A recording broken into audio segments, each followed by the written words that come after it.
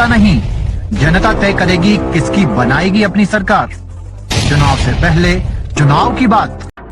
बोलो India express channel के प्रिय दर्शकों, जैसा कि लोकसभा चुनाव के मद्देनजर हम लगातार आपके पास जनमानस की भावनाएं और बहुत बड़ा सनसनीखेज रेस उद्घाटन आपके सामने होने जा रहा है। और ये उद्घाटन कुछ ऐसे विद्वज्जन हमारे साथ सामने उपस्थित हैं जिनकी वैचारिक शैली निश्चित रूप से राजनीतिक दलों के लिए मार्गदर्शन का काम करती है।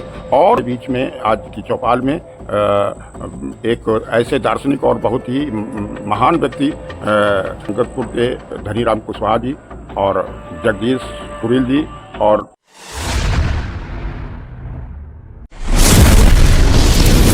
दलों का, तो राजनीतिक दलों में आज तक जितने भी दल रहे वो अपने हित में, दल की हित में करते रहे। और केवल हमें तो ऐसा लग रहा है कि कहीं जाति की राजनीति हुई, कहीं धर्म की राजनीति हुई और अपना पेट पाल गए। यहाँ समाज सेवा की भावना बहुत कम है। वर्तमान परिस्थिति में तो ऐसा लगता है कि इस सरकार से जो सुधार हुए हैं उन सुधारों से ऐसा लगता है कि देश एक आर्थिक प्रगति की तरफ जाएगा, सामाजिक और न्याय की तरफ जा रहा है। तो हम उम्मीद करते हैं कि इस चुनाव में जो वर्तमान सरकार है इसको अगर बहुमत मिलता है तो ये कुछ देश के लिए कुछ करेगी। तो ऐसा आप मानते हैं कि अब आज़ादी के बाद से एक ऐसी सरकार बनी है जो जनहित में कार्य कर रही है। तो मतलब मोदी की कार्यशैली देश की जनमानस को पसंद आ रही है। जी हाँ। व्यवस्था ऐसा था कि पूर्व में हमारे यहाँ तमाम विदेशी लोग आए, हमारी संस्कृति को विघटित किया। जब देश आज़ाद हुआ तो उस समय ये था कि जो गृह मंत्री थे जिनको बनाया गया वो प्रधानमंत्री भी थे, सरदार वल्लभ भाई पटेल।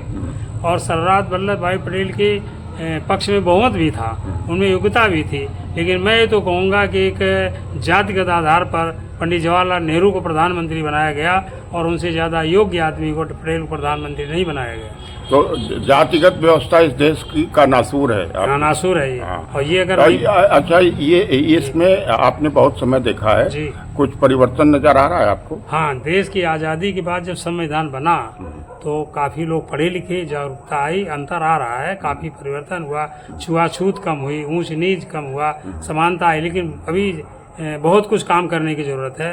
अभी अंदर की जो भावना है समूल नष्ट नहीं हुई। अच्छा, भारतीय जनता पार्टी की जो मातृ संस्था संघ है वो छुआछूत और ऊंच नीच के भेदभाव को मिटाने के लिए कार्य कर रही है।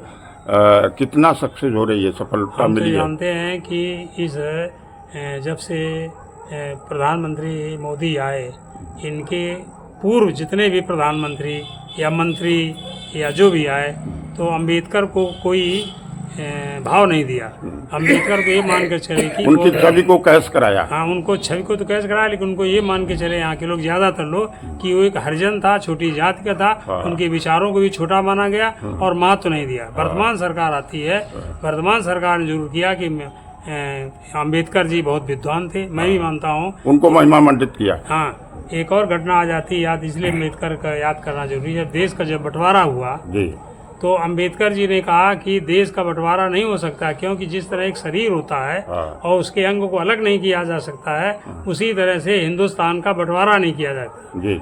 पुरजोर उन्होंने विरोध किया। लेकिन चूंकि लोगों के अंदर भावना ये थी विद्वता को छोड़कर के दलित में थे, इसलिए उनकी बात नहीं मानी गई। और अगर उनकी बात मान ली गई होती तो आज देश का विभाजन नहीं होता। और इसके बाद जो पटेल जी है, पटेल जी अगर बात न मानी जाती तो यहाँ एक हिंदुस्तान नहीं, यहाँ कई हिंदुस्तान, यहाँ कई हिंदुस्तान, हर जगह हिंदुस्तान, जितनी रास्ते थी। क्योंकि अंग्रेजों ने तो कह दिया कि चाहे तुम विलय हो चाहे खुद करो।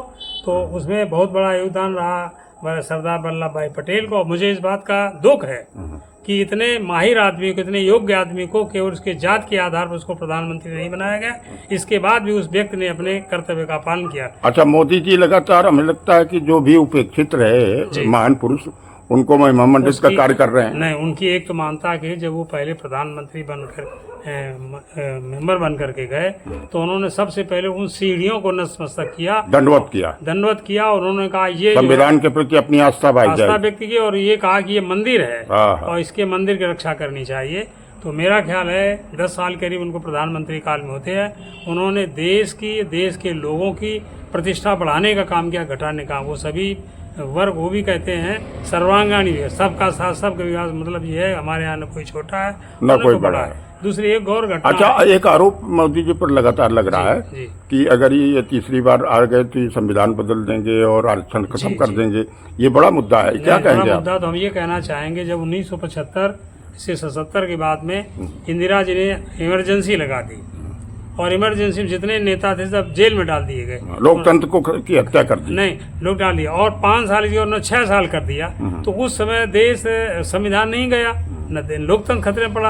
आज की इनका ढकोसला, इनसे अगर पूछा जाए कांग्रेस वालों से, उस समय तुम्हारा लोकतंत्र कहाँ चला गया था? हाँ, जब तुम्ही ने ये मेरा मानना है कि लोकतंत्र न कभी खत्म हुआ है, न खत्म होगा और न संविधान खत्म होगा। सब काम संविधान के अंदर चले। ये वोट बैंक की राजनीति के तहत